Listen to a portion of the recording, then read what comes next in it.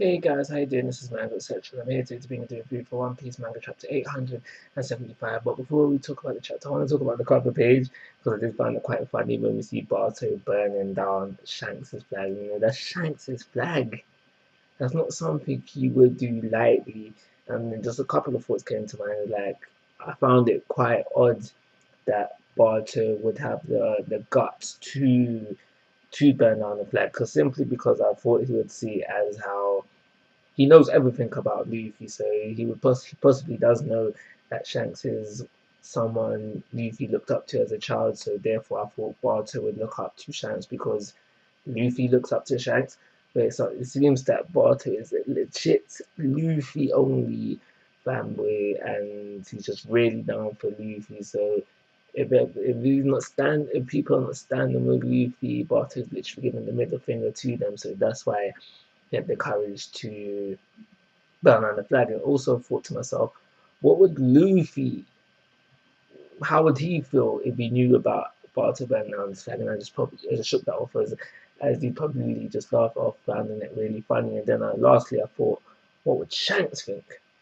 Now, Shanks would probably take this as a direct attack, but I don't think Shanks is the type of person to, all right, men, we need to go find Barto and take him out. I think it's just something that he'll remember for when he does, if he does cross paths with him. Like, oh yeah, I remember when you did so and so. I'm gonna get some payback for that right now. So yeah, that's everything that's got to say about the cover page. So going into the chapter now, it's just really about them running away, trying to get to the sun. We have people on Big Mom's side attacking.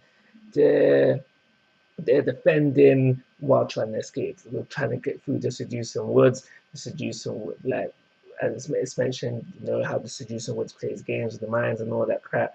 So they're just trying to get through it, trying to get to the sunny. Now this chapter really is playing off on the fact that how without the cloud, without Big Mom's flying Nimbus, Big Mom is therefore not fast enough to catch up to Leaf and Company. And now, should that really be the case? I don't know. There's just something off about it. If that is the case, then fair enough, because Big Mom has to have some kind of weakness. And if it's going to be a thing where Big Mom is a powerhouse, we know she's a powerhouse, killing giants from a very young age, and therefore she lacks speed, and fair enough in that regard. But should she be so slow that she can't capture the Straw Hats? I don't know. So, like I said, the majority of the chapter is them running through the forest, trying to escape. During that, we have Nami feeding Big Mom's flying Nimbus weather eggs, and eventually it gets to a point where the cloud has overdosed on the weather eggs, and Nami uses this as an opportunity to set off a big attack, which seems to have done significant damage to Big Mom's side of things and the surrounding area of the Seducing Woods, and therefore it seems like it's going to allow Luffy and company to escape. And there again lies my second worry of the chapter. Should an attack from the cloud be enough to knock out Big Mom? Because based on the panel, it does seem like if she's not knocked out, she has served significant damage. And I was debating through this to myself for a little bit of time. We know that Big Mom gave life to this cloud, so it potentially has, I'm gonna say, like a third of Big Mom's power. The reason why I'm saying a third is because we've got the cloud, we've got the hat, we've got the fire. So maybe it should be potentially able to harm Big Mom.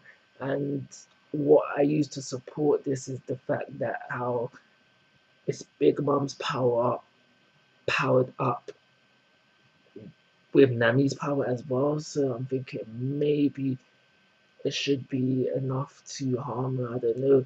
But regardless of that, I'm just thinking to myself, like, Big Mom's lack of speed, if this attack is the reason why they get away, it is a cop out because we all want to see a full blown fight between Big Mom and somebody.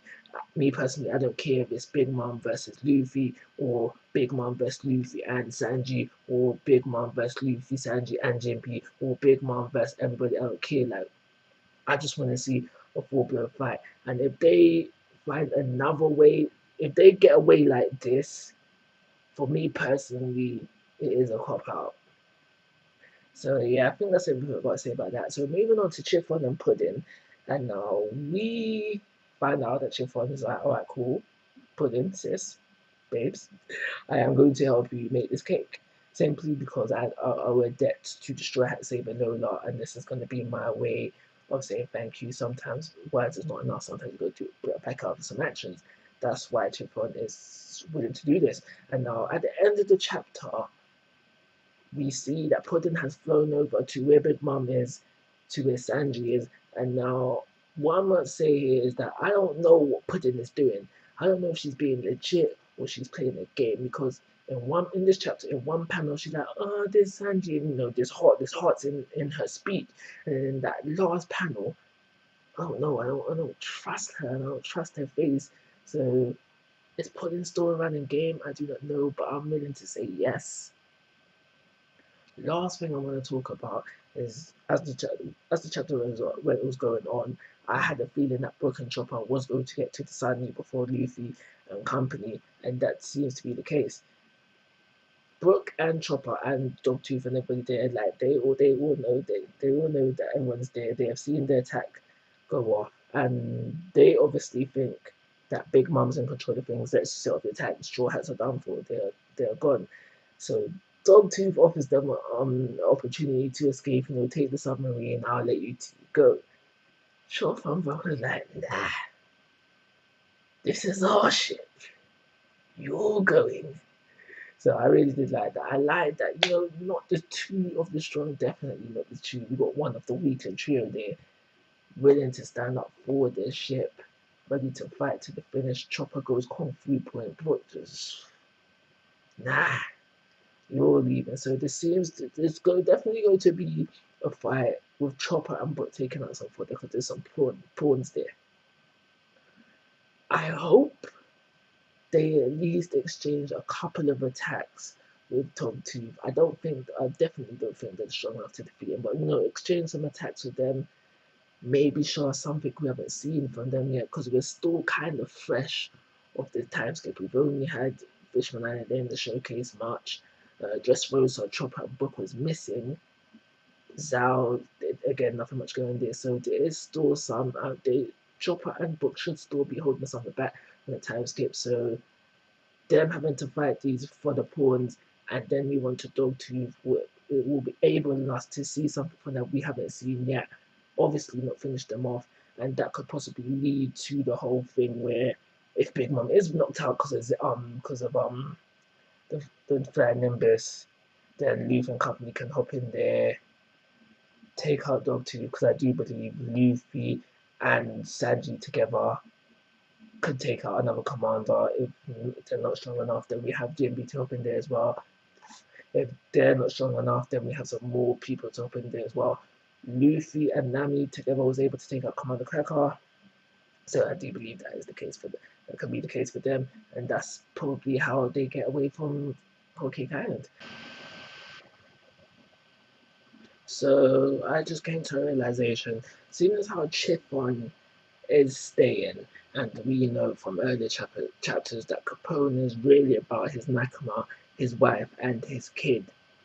Capone ain't going nowhere yet, so we have more allies that can help for when things pop off, because things will pop off, and I don't believe that it's a stretch for to say Luffy can deal with Big Mom, Dogtooth, and whoever else is there by themselves. Is a massive stretch. But if we throw in Capone and the rest of his boys as well, then it's still a stretch. Just based on everything we've seen so far, but it'll be more realistic. So I'm happy that I realised that, because we've got more players to mix with. And it's because of now that I've realized this, I'm fully starting to believe again that Big Mom will get up.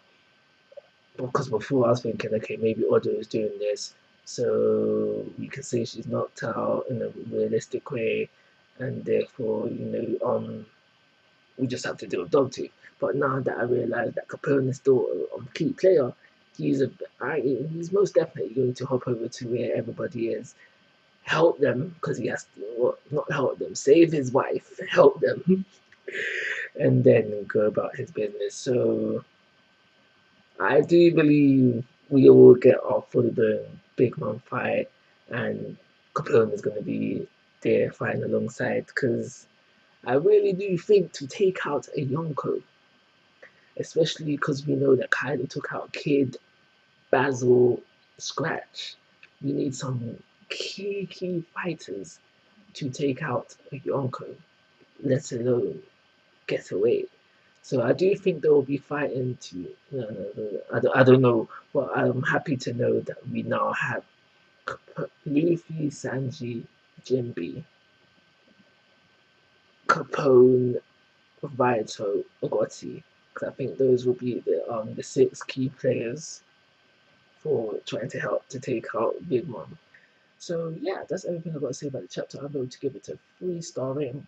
Before I wrap this video up, I'm going to tell you that not too long ago I did a video on top 10 straw hat combination attacks.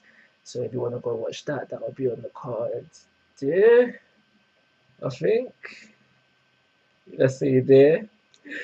But like always, guys, I'm asking for your thoughts and opinions. If you haven't already, please subscribe to my YouTube channel. But most importantly, take care. Have a nice day.